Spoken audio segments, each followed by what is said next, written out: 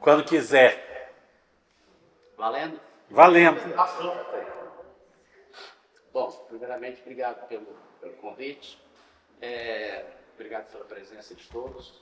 Como eu já disse aqui, pode parecer pouca gente, mas é o maior público que eu tive, e o melhor também.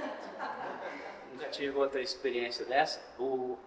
Eu sempre recuso os convites. Eu estava falando com os meninos hoje de manhã, que eu acho que eu faço aquela parte assim do mercado, que é importante, mas que parece que é importante só para mim. Para as pessoas ao redor não costumam me convidar, não. Entendeu? Costumam me consultar, me oferecer coisas, mas não me convidam para essas coisas bacanas, para essas festas, não. Inclusive, no aniversário da Wilberforce, eu vim por minha conta. Eu liguei para ele, eu vou. Eu falei, pra quê? Ei. Então, mas aí eu falei pro Paulo, não, Paulo, então eu vou, mas assim, parando nesse negócio de não fica parecendo aquelas conversas de coach, né? E a minha história não é legal se ninguém fica copiando, não, sabe? Uma história de fracasso muito grande. Vocês são jovens, eu espero que vocês não passem entre os buracos que eu tive que entrar na vida. Então eu falei assim, aí o Paulo, conta uns causos lá de Mineiro, para começar a contar alguns esses dias no telefone, ele riu e tal. Mas faz parte do contexto, porque eu acho que isso é para justificar a minha legitimidade no que eu faço. Todo mundo aqui às vezes é convidado para fazer alguma coisa e fala, mas não tem nada a ver com você. Aí tem as pessoas que fazem por dinheiro, que são pessoas infelizes, tem pessoas que fazem por outros interesses, aí falta alma. É como uma pessoa oferecer para você, as meninas principalmente oferecem uma roupa, você vê que a roupa não tem alma, né? Você vê, parece que fez uma coisa pensando, não estava pensando exatamente em você, né? Ou como mesmo com o atendimento de uma loja, uma pessoa apresenta uma roupa para você e ela está falando a verdade. Ela enxergou aquela roupa em você, né? E às vezes as pessoas, por causa da minha plataforma de streaming, por causa dos eventos que eu faço, as pessoas me procuram, tipo, você não quer fazer um canal de TV ou um streaming de filmes evangélicos que dá dinheiro? Aí eu falo, não sou pastor, ninguém me conhece nesse meio, não tem legitimidade nenhuma, né, para fazer. Mas no meu caso, eu tenho sim, eu realmente sempre enxerguei o mundo assim numa tela panorâmica, assim, grandona. Eu sonho assim, em widescreen, preto e branco, sonho em widescreen, preto e branco. E quem me convenceu, inclusive, eu achava que todo mundo sonhava em preto e branco como eu. Não sei onde que eu tinha visto isso, só coisa da minha cabeça. Aí um dia, em 2009, eu conheci o Rodrigo Aragão, deve conhecer, lá no Espírito Santo, e ele falou, mas que ideia é essa que você enxerga aí, que você sonha em preto e branco? Todo mundo sonha colorido. Eu falei, eu não, só preto e branco e tudo assim, né? Aí ele achou aquilo estranho, mas você não está ligado com a memória afetiva de cinema, alguma coisa, pode ser, né? Mas as coisas relacionadas com esse universo de terror, isso sempre me fascinou pelas cores, né? Você vê aqui, a maioria está de preto. Preto parece que resolve tudo, né? Tudo estético, né? Quando você varia um pouco, você vai para o vermelho, que é super comercial, né? Então, toda vez que me perguntam por isso, sobre as ideias da Darkflix, se copiou alguma coisa da Netflix com relação, por exemplo, às cores. Foi uma coincidência. Como é que eu ia fugir disso? De ser vermelho e preto. Não tinha como fugir disso, né? E o Flix, sim, teve, porque era a única forma de identificar, porque eu comecei, antes do Prime, antes dessas empresas, existia, acho que Netflix na época mesmo, em alguns canais, alguns sites de internet.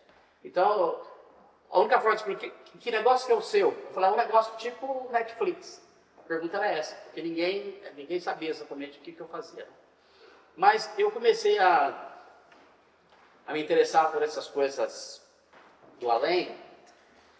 Eu lembro da minha memória afetiva mais antiga, eu tinha 4 anos de idade, eu morava numa avenida, meu pai tinha uma venda numa esquina de cá, era uma venda tipo uma mercearia, era um bar, vendia enlatados, tipo de coisa. Na rua de cá tinha uma rua aqui subindo, morava um senhor chamado Sr. Firmado. Ele era um cara, era uma cidade pequena que eu morava, né? Assim, e ele era um preto alto, muito magro. Todo mundo tinha medo dele.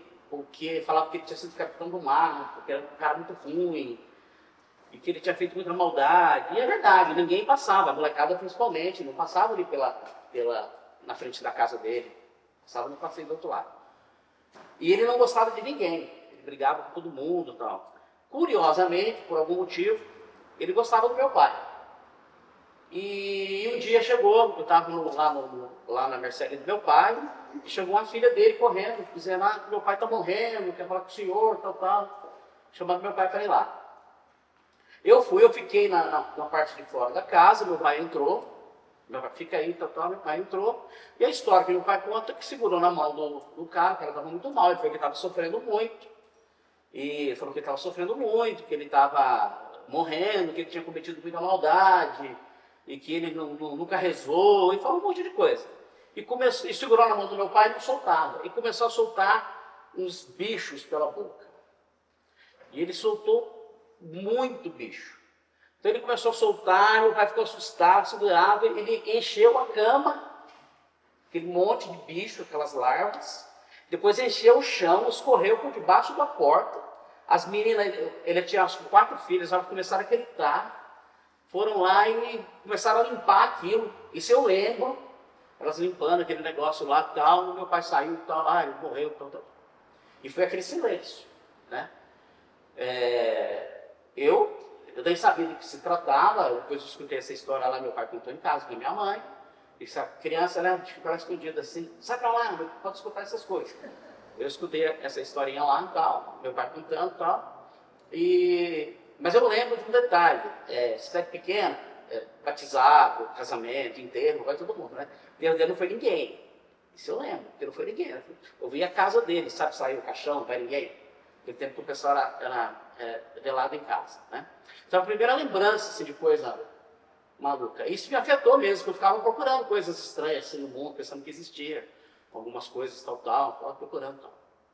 Meu pai sempre foi um cara muito calmo. Ele falava muito calmo. Para comer um prato de comida no almoço era 2 horas, literalmente, um prato de 2 horas. Às vezes, no almoço de domingo, minha mãe pera, vou esquentar aqui para ele terminar de comer. Era muito calmo, muito sossegado e tal.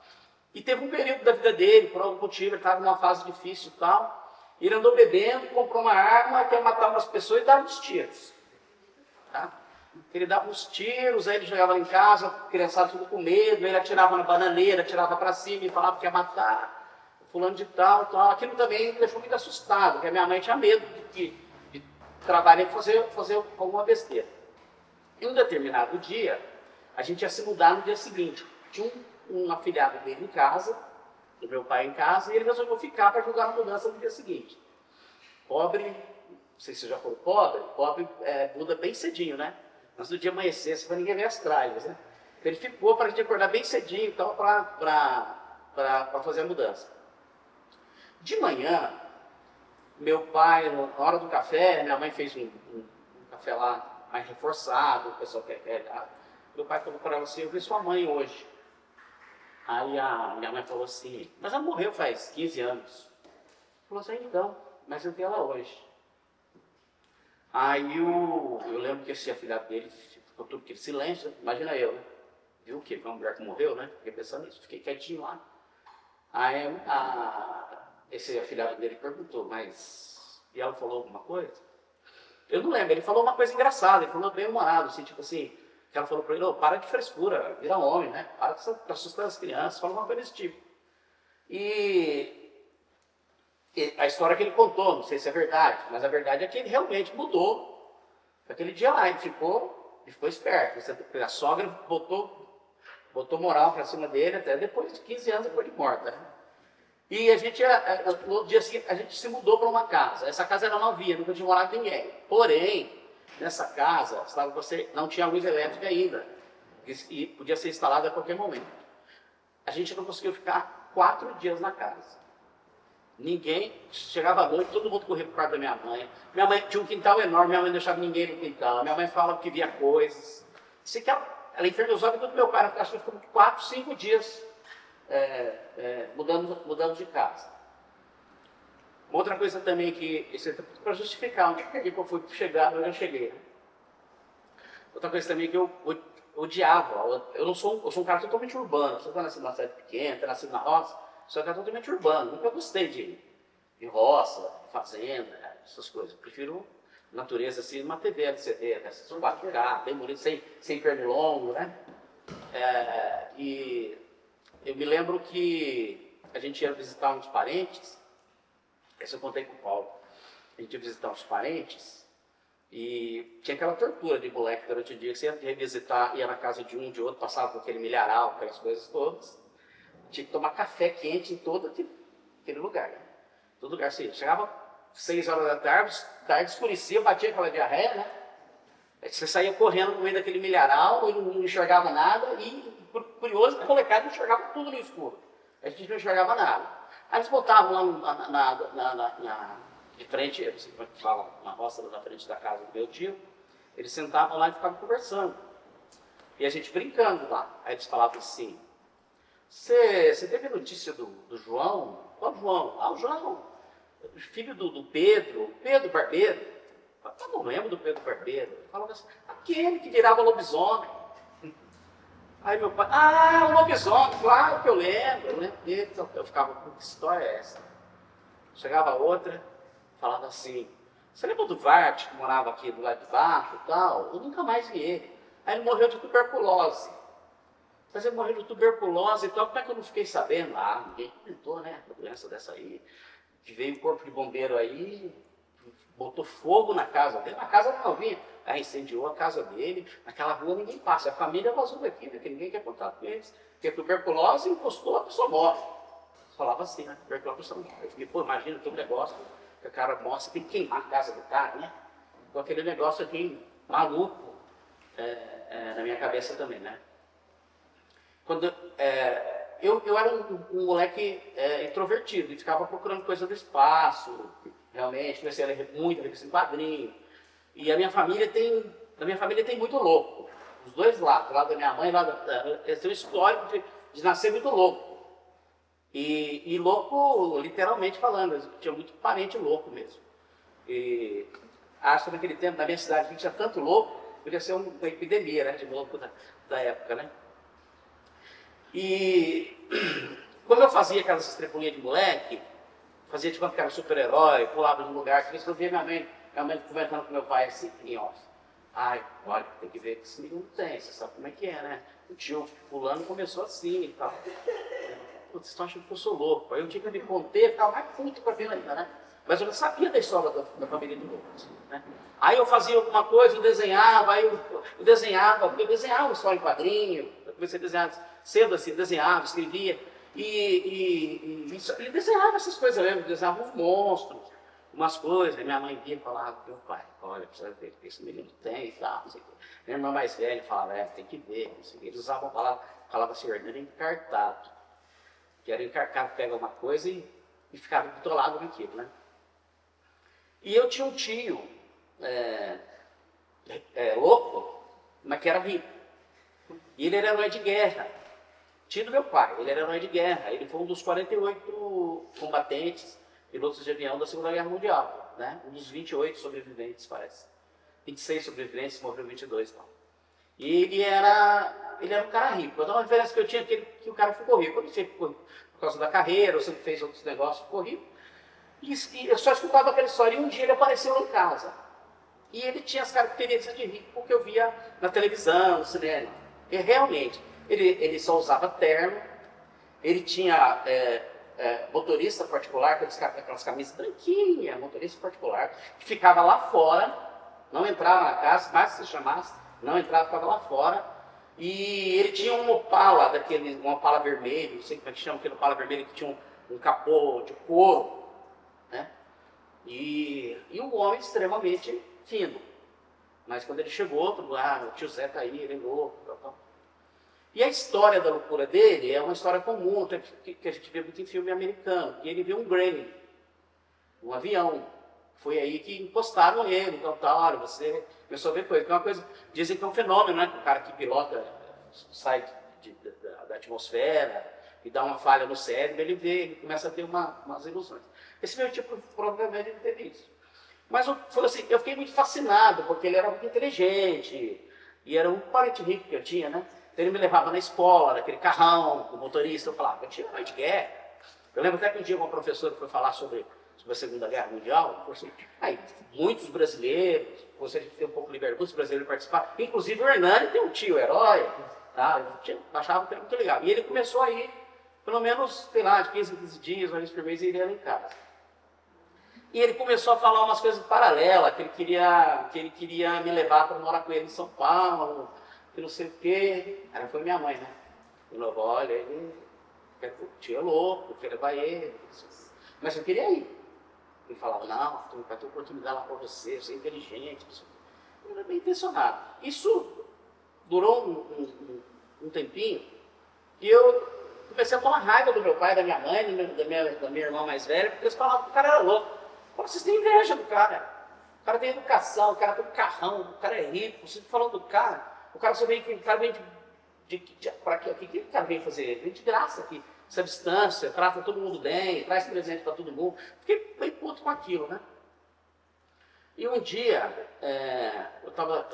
tinha uma pedra de casa e meu tio, conversando comigo, falou, do nada. Aí ele falou assim, olha lá na cerca, tá vendo? Eu falei, o quê? Olha para você ver.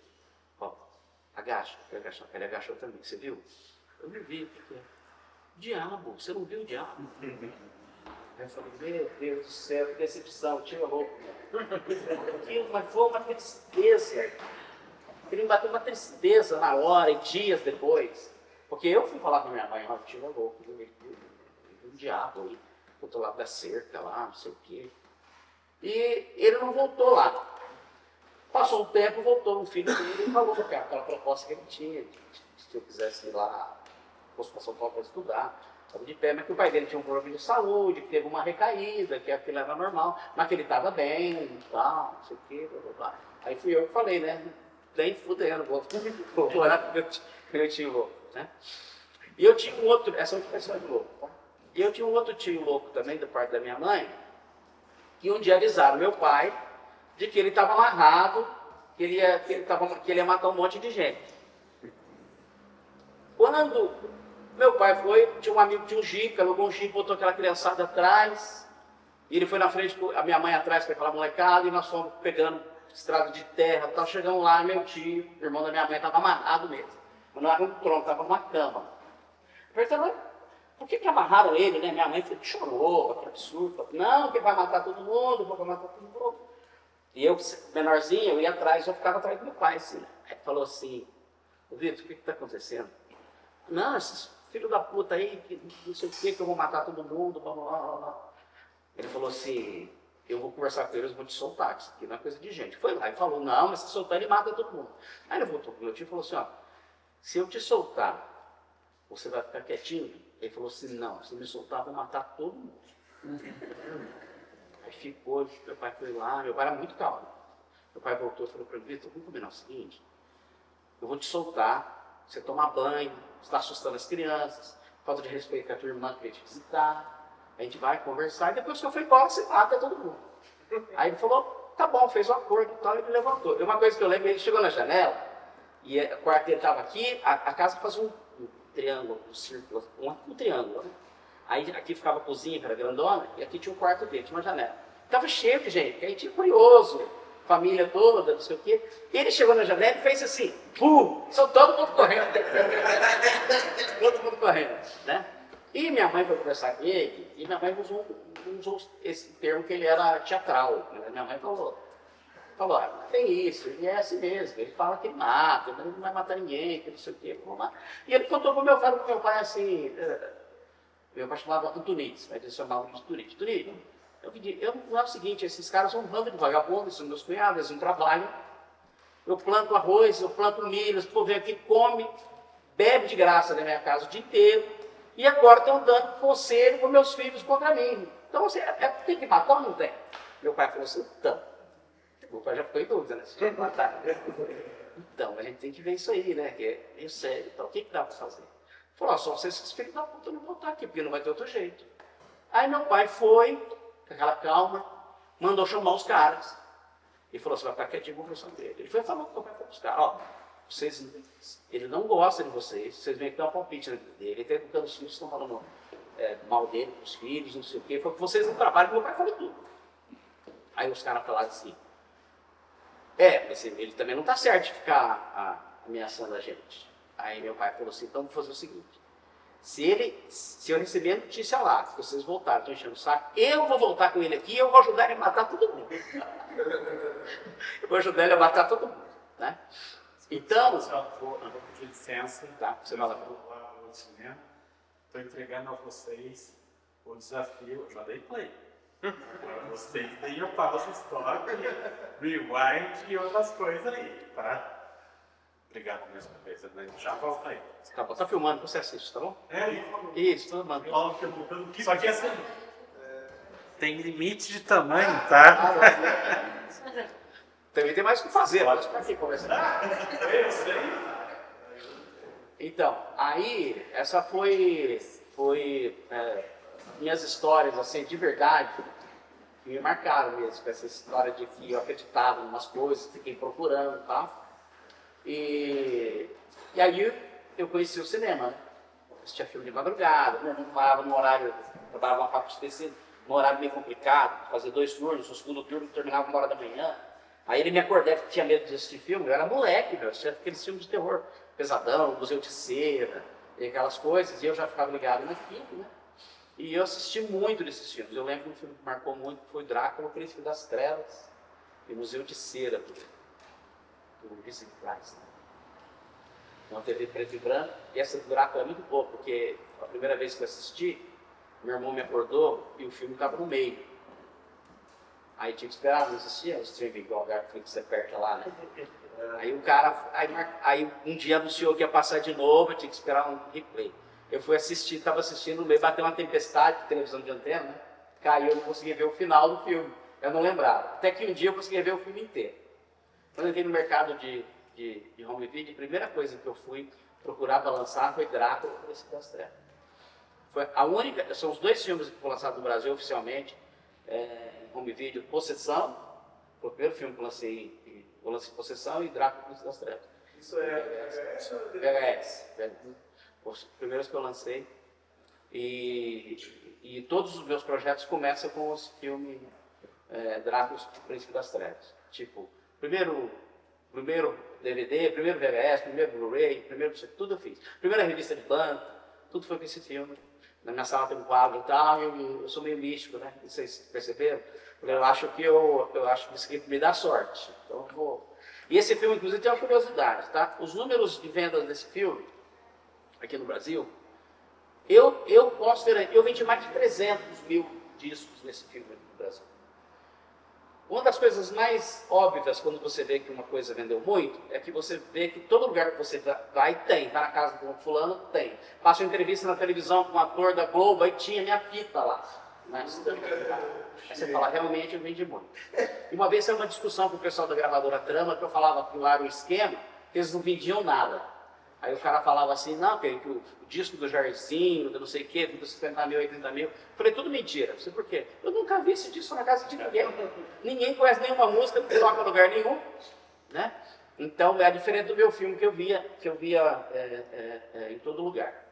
Eu tinha por volta de 10, 11 anos, eu tive um sonho que tinha uma caixa, e a gente abria a caixa, tipo uma valise, se abria, e tinha vários cards. Só que eles não eram uma tela de LCD, eram vários cards. E você pegava aquele card e a tela abria e tocava um filme, mas era mecânico. E tocava um filme. Né? E eu falava, nossa, isso aqui tinha que existir, né? Porque a gente fica esperando o filme passar na televisão, pegar uma feira de cinema, o filme, outra coisa, né? Eu não podia ir nos filmes que eu queria ver, né? Era para 14, 15, 16 anos, eu tinha 10, 11. Aí eu falava, um dia vai ter que existir um negócio desse. Né? Quando apareceu o VHS, eu fui um dos primeiros assim, que me meter com isso. E eu tinha um bom emprego, eu era concursado, eu trabalhava na Caixa Econômica do estado de Minas e pedi demissão. Não podia pedir demissão antes, mas eu casei com a doida, eu pedi demissão. Minha mãe não deixava, mas eu casei, aí eu pude sair. Aí eu saí e fui trabalhar com isso. Só que a minha primeira venda, eu não tinha pedido demissão ainda. Mas eu peguei e fui fazer uma venda. Eu vendi numa locadora, que ele teve uma fita que custava $100. Eu vendi na primeira locadora que eu vendi 38. Uma outra eu vendi 20.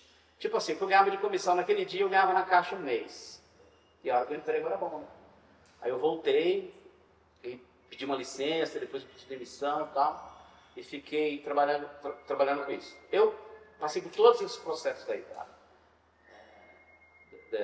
Do tempo do VHS, do DVD, desde o produto de banca, tive laboratório de duplicação, revenda, saquei para todo lado. Tinha até uma curiosidade também que as distribuidoras tinham 80% das distribuidoras de São Paulo, tinha uns 20% lá no Rio de Janeiro, e tinha um em Paraguaçu e Minas Gerais que era amigo. Eu vou falar, quem é esse cara? Né? Naquele tempo eles vendiam o filme por $100, o filme de locadora. E as distribuidoras independentes vendiam por 40. E eu comecei a fazer filme, e eu vim, como eu tinha laboratório próprio, que eu precisava ir em Manaus, voltar e tal, eu vendia por $15. Aí, eu sempre trabalhei instintivamente. Sempre, é uma característica, eu acho que é uma característica da pessoa. Eu já vi de gente grande falando isso. É instintivo, eu não fiz parte daquilo lá porque não me aceitava. E é verdade. Primeiro que eu tenho opinião, né? Já deu para perceber que eu não tenho dificuldade nenhuma de comunicação, nem de expor minhas ideias. Daí eu fui no sindicato, eu fui muito mal recebido no sindicato. Tipo assim, esse filho da puta que tá vendendo fita por R$15. E eu já queria fazer um produto que todo mundo pudesse ter, entendeu? Então, desde sempre eu fiz isso. Quando fui para vender fitas na banca, vender DVD na banca já era um volume. Quando eu vendia na loja americana, chamava por das lojas americanas. Para vender por R$9,90. Eu lancei a Darkflix por R$9,90, já faz 7 anos e é R$9,90. É um negócio para todo mundo ter, né? E não tem nada nesse mundo. A única coisa que depõe contra a minha ideia é que eu não fiquei rico. Mas a verdade, gente, é que eu tive a oportunidade de ficar rico, sim, nesse mercado. Talvez tenha faltado, talvez eu tenha vacilado com algum detalhe, ou faltou experiência, ou falta de sorte. Mas eu tive a oportunidade, mesmo fazendo assim. Chegou a ter um prédio gigante, vender 1 milhão de discos por mês. Chegamos a fazer isso tudo dentro dessa ideia, né? De vender para todo mundo, de fazer volume. E eu mantive esse projeto a vida inteira. Quando apareceu o streaming, eu falei, caramba, o que eu sonhei foi o streaming, não era fita VHS, porque era exatamente uma tela com um monte de capinha. Foi o que eu tinha sonhado, era uma tela com um monte de capinha, né? E eu fui muito para cima daquilo como, isso aqui dá para fazer. Eu sou um cara que odeia tecnologia. Não tem paciência com tecnologia. Começa uma reunião, o cara começa a falar linguagem técnica, eu já interrompo o cara. Quero saber quanto custa, se eu posso pagar, se isso rende, se entra no orçamento. Não quero saber como é que essa roda gira, entendeu? E eu fui com muita sede, eu não sabia como é que funcionava aquilo. Então eu falei assim, eu vou fazer um canal de TV. E não existia a Netflix. Existia um monte de projeto esboçado, um monte de gente que corria no mercado, que ia virar. Inclusive a Netflix não existia ainda, né? Aí eu fui procurar tecnologia para fazer aquilo. Cara, faz um canal. Eu comecei. Aí outra coisa, né? Eu fiz um canal de TV. E quando eu gastei uma grana, montei aquela estrutura toda para vender, eu descobri que a gente pagava para entrar nas operadoras. Eu achava, eu vou ter um canal, todo mundo vai ligar para mim, né? Mentira, foram lá me cobrar. E era assim, tipo, eu gastei lá, vamos supor, gastei R$100 mil para chegar aqui. Os caras pediam 200 para você entrar, né? Aí eu falei, fui lá, guardei meu projeto. E no mercado de home video, aquela luta, sempre tentando sair. Aliás, eu saí umas 4 vezes, né? Eu saía num dia e voltava no outro. Quando eu saía e faltava dinheiro, eu voltava. Quando eu saía, alguém mandava me buscar, eu voltava também, né? Eu sempre tinha uma proposta, eu tinha que aceitar, né? Todo mundo tem um preço. Aí, desse projeto de esboçar a Darkflix da revista, do meu projeto esboçar, das revistas de banca, onde eu comecei a enxergar que existia um público maior. E foi 8 anos, sei lá, 9 anos. Foi muito tempo. Quando eu cheguei em São Paulo, como eu tinha muitas essas ideias de filme gótico de cabeça, para mim os filmes da Hammer, eu vim para São Paulo para fazer os projetos com a Editora Abril. Fui para São Paulo fazer os projetos com a Editora Abril, são esses DVDs em banca mesmo. Aliás, eu fui fazer VHS, né? E eu fui para São Paulo para fazer isso. Quando eu comecei a enxergar esse público, eu falava, eu sempre dava aquela arrastada para o cinema fantástico. Aí eu conheci um cara, não sei se a maioria de vocês conhecem, que é o Carlos Primati, e eu falei que eu queria fazer uma revista assim assado. E ele morria de vontade. Nossa, isso aí é uma boa. Mas eu fiz a primeira revista sem o Carlos Primati. Porque quando eu conheci o Carlos Primati, já era a segunda. Só que na minha primeira revista, eu achei um cara que tinha muita grana. Porque era muito caro produzir a revista, mais o DVD, mais a quantidade, mais distribuir, apesar do meu relacionamento que eu tinha. Mas eu conheci um cara que tinha muita grana. Que era um cara daquela construtora Zabo, lá de São Paulo. Né? Quer dizer, aqueles caras que já nasceram ricos. Ele não herdou do imperador, ele herdou lá das fortunas. O judeu herdou lá de Israel, ele é rico de verdade. Tá? Ele separava de uma atriz da Globo e casava com outra. Então, o cara era rico. Aí fizemos um projeto e ele falou, eu quero, mas você tem que botar a minha editora. Tem que sair com a minha editora. Então a minha revista, que chama Dark Side DVD, ela saiu os 5 primeiros números para a editora dele, a partir do 6º eu fiz sozinho, porque infelizmente, graças a Deus está tudo bem agora, ele teve câncer e ele foi afastado lá dos negócios da família. E era um negócio que ele fazia por fora que ele gostava. E depois ele se recuperou, eu tinha tocado nele. Só que o seguinte, ele me deu um estoque que eu voltava de banco e era gigantesco. Ele me deu um estoque assim, tipo, leva para você, sabe quando o cara perde a esperança? Tipo, eu não sei se vou estar aqui amanhã. Leva para você, ele me deu tudo. Quando ele me deu aquilo tudo lá, eu pensei assim, eu vou começar a vender isso aqui. Eu passei 3 anos em São Paulo de muita dificuldade. Mas depois eu peguei uma fase muito boa, né? Eu peguei uma fase muito boa, que abria tudo. Porque cheguei em São Paulo, eu chegava atrasado nas coisas, marcava 5 reuniões na capital, mal dava para chegar em uma, entendeu? Mas queria ir, né? E sempre entrando, e sempre falando na primeira pessoa, fala comigo, vou resolver, tal, e fui fazendo. E quando chegou na 6ª revista, apareceu na minha porta o Primati e o Cid Vale, não sei se vocês conhecem o Cid Vale, que eu tinha usado um texto na revista do Cid Vale. Aí eu falei assim, sim, mas eu acreditei. Aí ele falou assim, tá, mas você acreditou, mas você não poderia, que não sei o quê, blá, blá, blá, blá. E eu tava, sabe quando o cara tá bem? O cara fica chato, né? Eu tava bem. Aí eu falei, o que você quer, cara? Quanto que é? Não, porque você não pode fazer um negócio desse. Eu acreditei, você não botei a revista, edição, tal. Cheguei mais, eu copiei, eu escrevi a revista quase inteira. Eu copiei porque eu fiz uma, o seu texto é muito melhor que o meu. Só por isso, e coloquei lá seu nome. Outra coisa, eu não te achei. Não sei o que tal. Estava ele o Primati. E ele não queria dinheiro, cara. Ele não queria, ficava fácil, né? Quanto que é, né? Ele não queria dinheiro, ele queria uma parceria para fazer alguma coisa. Aí eu encontrei mais o Cid, pessoalmente. Encontrei numa festa um dia. Aí nós começamos, curiosamente, o Primati lá do lado.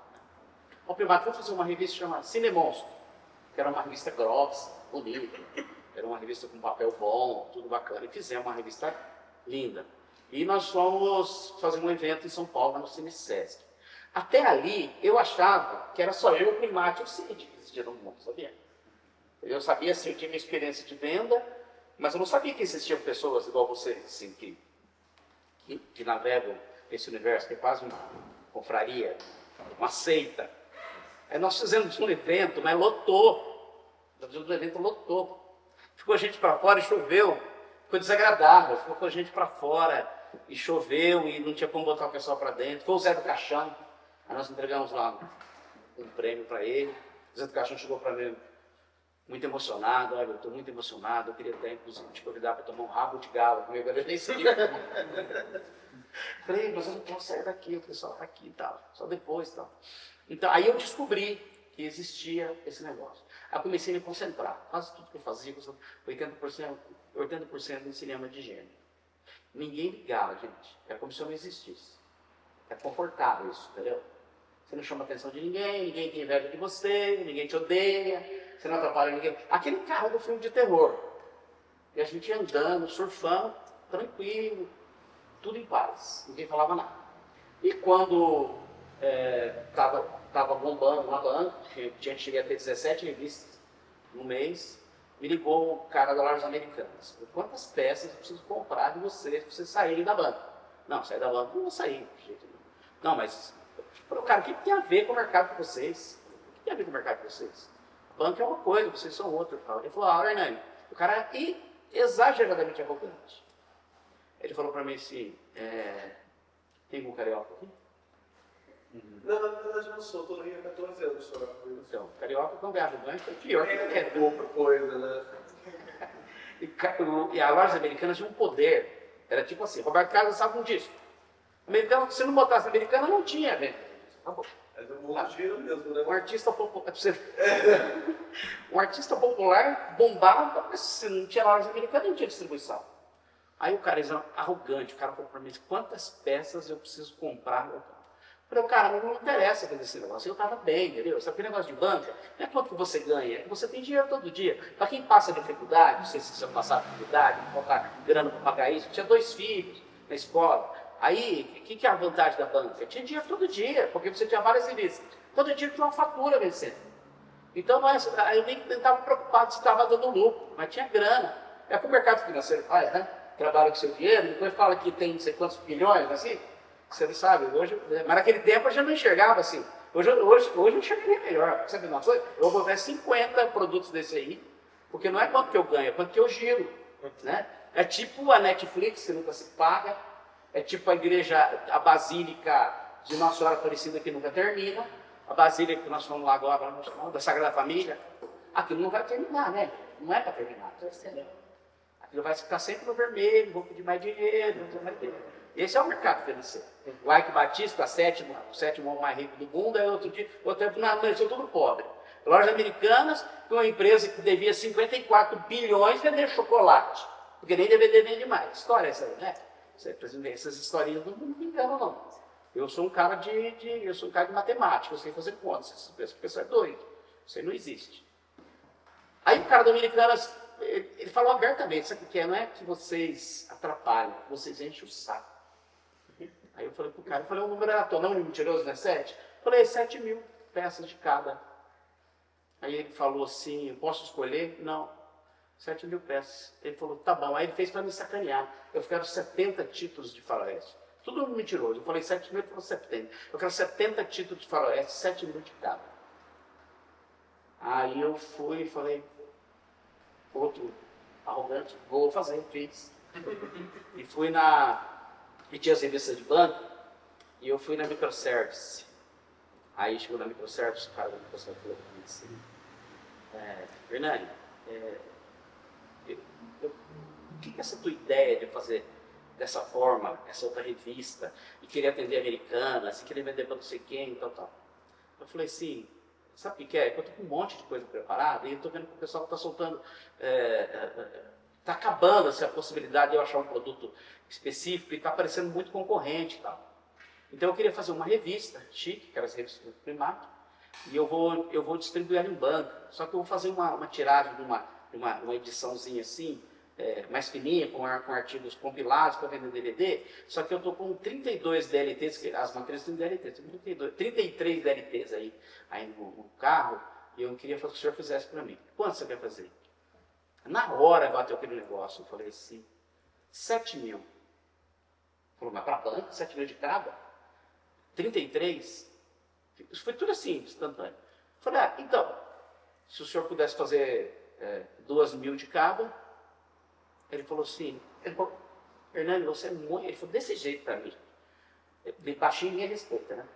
O cara falou desse jeito para mim. Hernani, você é muito cara de pau. Você está me devendo 55 mil. Você quer que eu te dou mais 200 mil de crédito. Um negócio totalmente furado.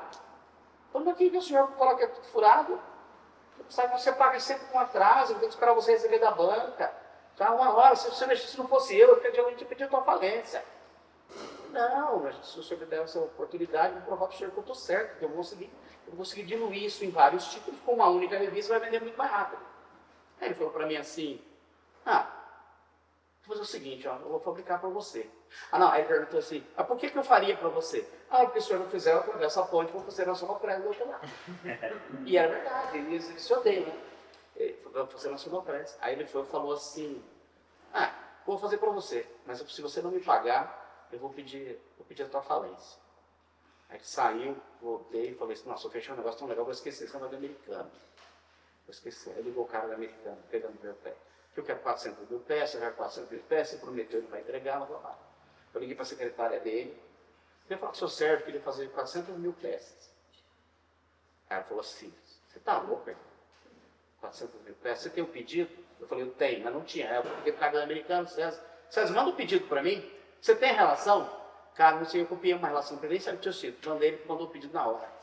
Aí ela, desceu Manaus inteira em São Paulo para me atender, para fazer esse negócio. Desceu Manaus inteira. Essa foi uma das fases que eu fui, que eu entrei, que eu saí, até e louco para sair, gente. Desde 2009 que eu saí do mercado, desde 2009.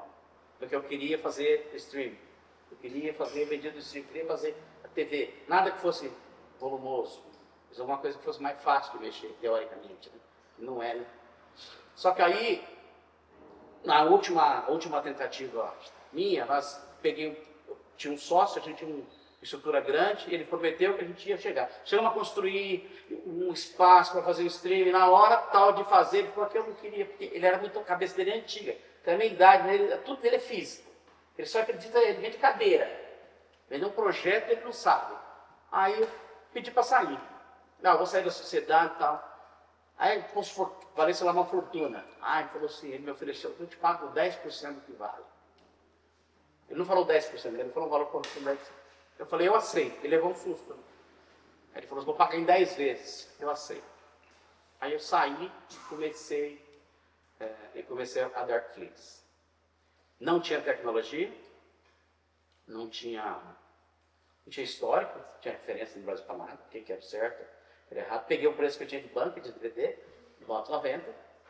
Comecei, o que vai ser o número? 9,90. Peguei o único cara que me atendeu foi um cara de BH, desenvolveu para mim. Depois eu descobri que você precisa de uma plataforma para receber, uma plataforma para distribuir, uma plataforma para estocar, tá? Resumindo, busquei 2 investidores e botei 2 investidores árabes no negócio. Mesmo assim, a tecnologia estava muito lenta, o cara me deu uma ideia, lança uma data, que eu botei uma data que ia lançar, lança como se queria lançar como um canal, a plataforma estava subindo os conteúdos e eu botei uma TV funcionando e fizemos no dia 31 de maio de 2018, né? Obviamente, com o Drácula, o Príncipe das Trevas, estreou meia-noite. Passados quase um ano, montamos toda a estrutura para começar a vender e lançamos o Darkflix, uma semana antes da pandemia. Lançamos numa sexta-feira, até foi uma semana. Na quarta-feira, a nossa escritório era num shopping, quarta-feira o shopping vai fechar. Aí vender assinatura de um aplicativo de terror na pandemia, imagina, o mundo já estava. Nem eu queria vender os filmes. E aí foi também mais um calvário. Voltei, não é que bombou de novo mídia física? O pessoal todo em casa começou a comprar mídia física, fui começar a fazer mídia física. Recentemente eu abandonei meu estoque, briguei com o pessoal na internet, esses colecionadores chatos, e falei, eu não vou mais. Encostei 300 mil, 400 mil peças lá de DVD, deixei lá no estoque, voltei e fui para o meu escritório, não voltei nem para o shopping. Depois da pandemia, não voltei nem para o shopping. Comprei uma outra sala e a Darkflix está lá. Então é o seguinte, eu não sei qual que é o futuro, eu acho que tudo é extremamente rápido no futuro hoje. Uma coisa, hoje não dá para você fazer um negócio a longo prazo, né? Fazer um planejamento aqui a longo prazo. Porque as pessoas procuram, às vezes, para investir, para alguma coisa, e falam, caramba, Não posso te garantir nada, não sei como é que vai estar amanhã. A tecnologia, principalmente, muda muito rápido. Mas a verdade é que, apesar de tudo, nós evoluímos muito. Em 5 anos, eu trabalhando 5 anos no vermelho. 5 anos no vermelho. Sabe? Tipo, vendendo coisas, empobrecendo. 5 anos. Até que começasse a virar o jogo. Deus é mais, né? Nesse meio tempo aí da pandemia, me apareceram os meus clientes de festivais. Aí eu comecei a fazer os festivais da Darkflix, que eu conheci o Paulo, inclusive, o Johnny está no 3º ano, o pessoal da Fantaspoa, do Crash, fiz um monte, mais os festivais de cinema que eu faço. E me sustentou esse período todo. Eu tenho os dois mercados hoje aí que eu atuo. Né? Então, a tecnologia evoluiu muito, eu gosto muito do que a gente faz, tem muita coisa para fazer, mas eu perdi muito tempo para tentar virar esse custo aí. Tentar virar essa chave de trabalhar no prejuízo. De pegar dinheiro de uma coisa para botar na outra. Foram 5 anos. Nossa, parece que foi ontem, né? Porque a pandemia comeu 3 anos da nossa vida, né? Você perdeu. Todo mundo perdeu a noção, né? Do tempo que passou, né? Então eu consegui migrar para uma estrutura bem melhor. Ainda tem falhas, mas eu poderia ter coisas que eu estou fazendo agora que eu não conseguia fazer 4 anos atrás que eu estava em vermelho, mas eu sabia que ia virar uma hora. Né? O erro primordial era mesmo, sempre, eu não sentia referência nenhuma, mas tinha um sonho gigantesco, que é tudo mentira, né? Que estava na minha cabeça, eu achava 1 milhão, imagina, mas eu achava 1 milhão de pessoas vão depositar 10 reais na minha conta. E isso não aconteceu, mentira. Mas eu falei para vocês de manhã, a Claro também me ofereceu que eu ia ter 7 milhões na Claro e vem 10 mil, então não quer dizer nada. Então eles mentem também, eu não sabem. Eles mentem também, eu não sabem. Mas mentir pra gente é mais fácil, porque o cara entendeu um negócio desse aí. Então, assim, a gente está numa fase de expansão para essas plataformas de provedores de internet, que tudo virou TV, tudo virou stream. A gente está numa fase, terça-feira, acho que no quarto aqui, né? Quarta-feira são o CNPJ nosso de produção, montar uma produtora também. Cobra Juruá, que chama, Cobra Juruá Produções, para produzir filmes para Darkflix. A gente tem eu faço parte desde 2018, uma associação de gente como a gente.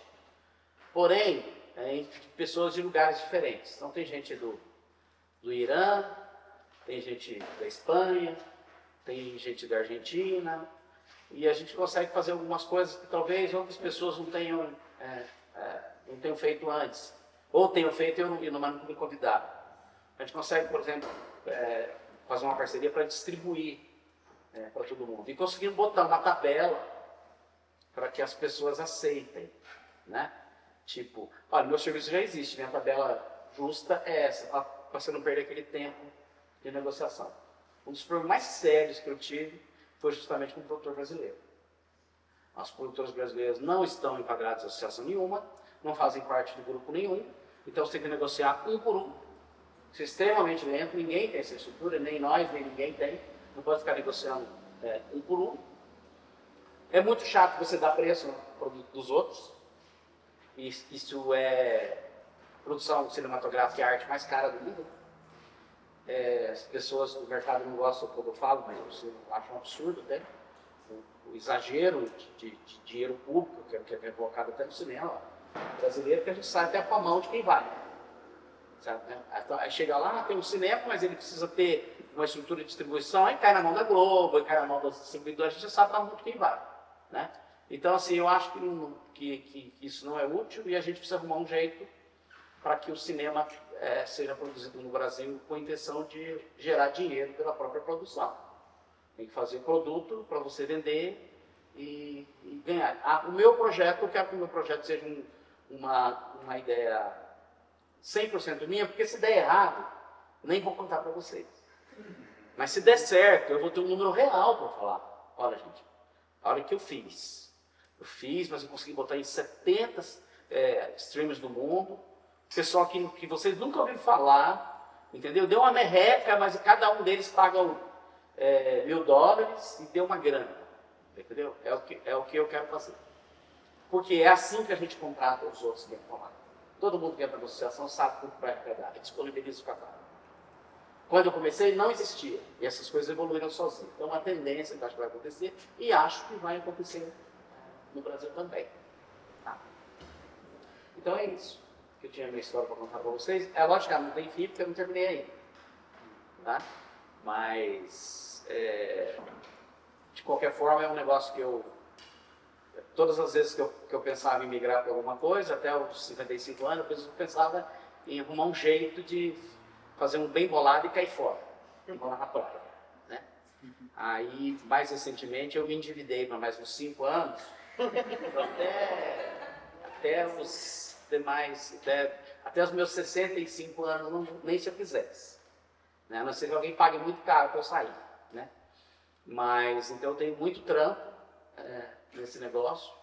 Saiu um tema, quando eu vi aqui na Rigor Mortis, se as pessoas... como que as pessoas, o Paulo tem uma produtora que você trabalha com isso, como que se as pessoas conseguem viver só disso, tá? Eu falava, ninguém me perguntou nada, né? Mas eu pensei na hora, lógico, eu vivo só disso. Lógico que tem como viver disso. Né? É possível viver só de produção de filme? Lógico que é. Tem um monte de gente que vive, talvez não tenha dado certo para você, para o outro, mas tem um monte de gente que conseguiu fazer. Tudo relacionado com audiovisual no Brasil é muito pequeno. Ninguém começou. Parece que nós não... Você pode ver que quando sai uma coisa muito especial, dá esse barulhão todo, como aconteceu com o filme da Fernanda Torres, Walter Salles, porque não é comum acontecer. Sendo que é uma coisa recorrente, deveria todo diretor produz filmes. Eu já vi muitos filmes assim que nunca viram nada e que são muito bons. Já vi muito filme bom. Eu já vi filme bom que eu tentei procurar e não achava o dono mais. Então isso aí é uma coisa maluca. E essa é a primeira vez que eu venho num evento desse de gênero. Como eu já disse, também não era convidado, mas eu vou passar aí sem ser convidado mesmo, para conhecer as pessoas e para ver e para falar isso. A gente precisa fazer alguma coisa, a gente precisa se mexer, a gente precisa botar as coisas dentro de uma realidade. Esse é o teu objetivo principal? Não, meu objetivo principal é lógico, ser feliz e ganhar dinheiro com o meu negócio. Mas imagina se eu conseguisse ter feito melhor do que eu fiz. Tivesse a cara fosse a casa do cinema de gênero brasileiro, imagina, seria perfeito. Mas é muito difícil você juntar a galera, é extremamente ofensivo no Brasil quando você fala de preço. E nós estamos tentando criar já criamos, né? Só para você chegar num detalhe técnico aí, que são questões de CRT, dessas coisas que a gente quer ver se a gente consegue que o cara licencie para a gente através de convênio, com as... Isso eu aprendi na igreja, né? A diferença de convênio e de contrato. Convênio está estipulado, convênio com Deus, né? Com Deus não é contrato, é convênio, né? As regras estão pré-estabelecidas. Você assina se quiser. Então, você clica aqui e você coloca seu filme, tá? É nessas condições, tá? E aí você não me enche o saco, a gente não se cansa, e quando a gente fechar e você estiver feliz, a gente toma uma cerveja para comemorar. Mas nunca vai entrar nesse papo desagradável que é dinheiro. Falar de dinheiro com artista é muito difícil. É muito difícil. O artista não gosta de dinheiro. Não gosta de dinheiro. Eu falo para vocês, eu tenho o blog, eu tenho as coisas da Netflix. Eu falo, cara, se alguém for dizer, pelo amor de Deus, me perdoe isso não é arrogância, não. A minha vida é assim. O cara vai lá, o cara cria casa, vai te fazer uma coisa, e você fica devendo R$200 para ele. Sexta-feira, o cara fica desesperado para ir com você. Mas para te atender, que não sei o que você, o cara, ele faz uma presepada para você que está criando só um texto do cara, a opinião dele. Depois que você fecha, aí para te cobrar, diz, cara, mas não dá para esperar um pouco. Não dá não, que a tua secretária ligou, não sei o quê. Então, assim, essas coisas também a gente desenvolve no Brasil, né, gente? Pelo amor de Deus. O cara quer ser um produtor? Primeiro você abre um CNPJ, tem um contador, um advogado, bota alguém para negociar para você se você não sabe, porque senão você vai ser um produtor de filme que não vende filme e acabou. É isso aí. Entendeu? Acabou. E outra coisa, não é todo mundo que é legal igual eu. Todo mundo vai especular vocês. Entendeu? Não é o meu caso, eu não gostaria de não especular ninguém. Mas o capitalismo é terrível. Né? Terrível. E eu tenho muita dificuldade de falar para o pessoal. Na hora de se vender, é 1 milhão, 2 milhões. Entendeu? Quando eu falo, não, eu quero produzir por tanto, aí não dá, você está sonhando. Então é meio maluco. Eu desenvolvi um papo bom com o Rogério Baragão, com o Paulo, principalmente. A gente está comungando umas ideias bem parecidas assim, do que é possível fazer. Eu quero produzir umas coisas, mas como tudo que eu fiz na vida, eu quero fazer uma coisa que eu tenha começo, meio e fim. Para quando eu falar para você, ela é real, eu estou vivendo isso aqui. Porque essa história de acreditar em números da BPD, de sindicato, e na Bolsa de Valores, e no Ike Batista, no pessoal da Americana, isso é tudo mentira. Né? Parar com essas histórias. Né? A vida real, né? A vida real é mais terrível. Eu já vi, saíram uma revista aí, para nós temos serviço de streaming no Brasil, botaram um número para nós lá, com brincadeira, viu? Talvez precise de umas 3 vidas para chegar naquele lá. Mas já botaram lá. Agora eu ia ligar lá para ele para contestar também, não vou fazer, né? Me jogaram lá para cima. Então, assim, é um negócio maluco. Eu acho que a gente tem um caminho muito legal aí para frente. Se alguém quiser me perguntar alguma coisa, se alguém quiser me perguntar, eu vou estou liberado. Como eu disse, eu não terminei a história porque eu estou escrevendo aí. Pode.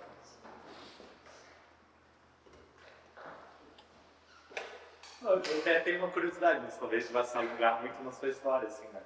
Que é o processo do licenciamento dos filmes.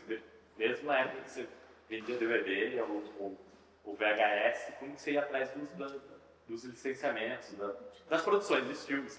E agora também acho que pareceu que você falou que você tem muita dificuldade, que aqui tem que ir atrás do produtor e é tudo muito fragmentado. E como se faz hoje também, como se fazia antes para ir atrás. É uma processo mesmo, porque a diferença é que eu trabalhei no começo dos anos 90, também com um italiano em São Paulo, que era um cara de cinema, de distribuição, eu conheci muita gente.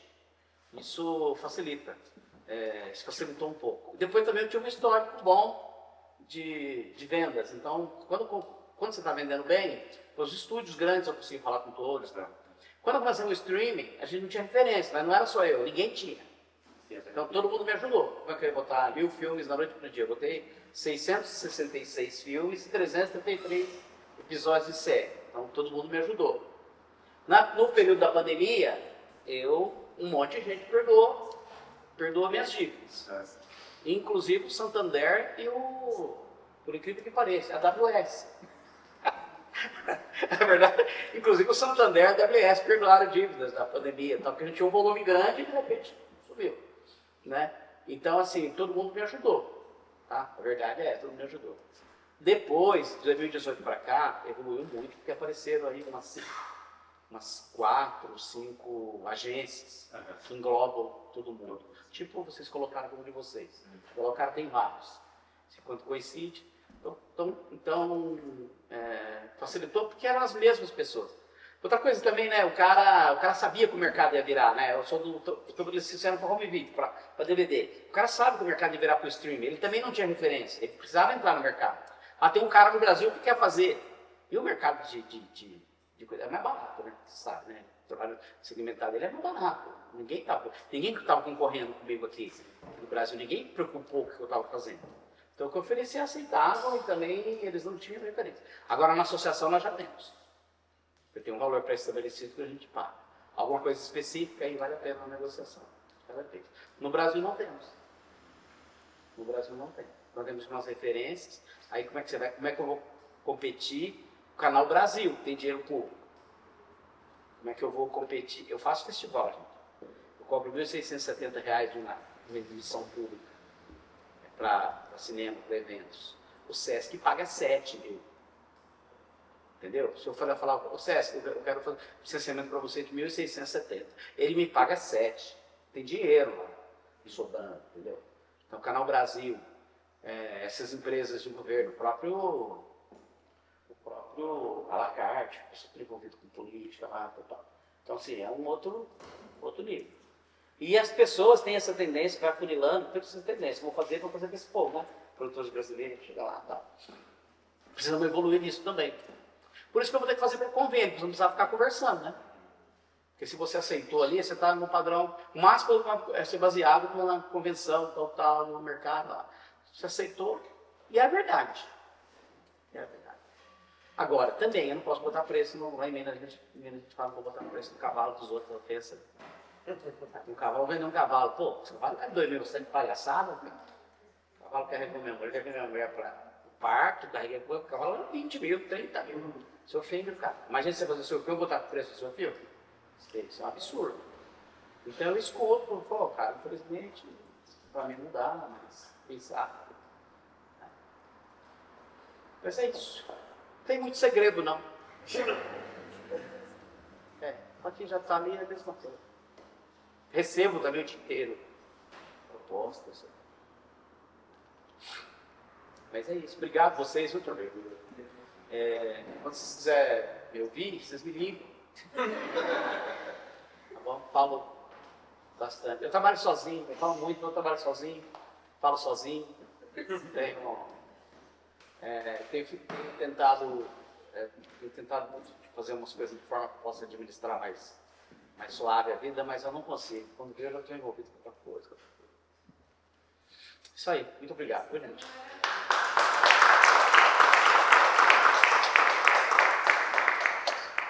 Pessoal, agora às 7h30 a gente tem sessão aqui, à noite do Tropical Soft, 7h30 aqui.